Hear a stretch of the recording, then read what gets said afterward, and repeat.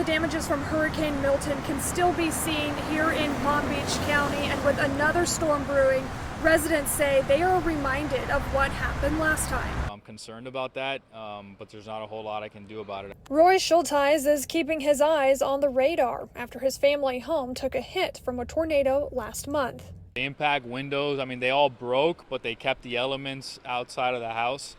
So we're able to live in the house. Schultheis lives in Avenir in Palm Beach Gardens, where neighbors are still cleaning up and making repairs. Stressful. You got to, get the money part sorted. You got to deal with the insurance companies, and you got to deal with contractors and trades that got to come in and help you with different, aspects of what you got to get done. From Palm Beach Gardens to Wellington, that's where tarps still cover roofs, debris on roads, and crews continuing to clean up. We do storm preparation year-round. Village manager Jim Barnes says the recovery process is a long one. It's going to take months, sometimes longer, for many of these families to get back into their homes, or in some cases to find other housing because their homes were destroyed.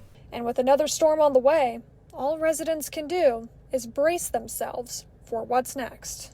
There's not a whole lot I can do other than pray and just hope that hurricane doesn't impact anybody. Jim Barnes also told me that 146 homes were impacted from Hurricane Milton here in Wellington, and he's encouraging residents to start their preparations now. Reporting, Christy Waits, WPTV News.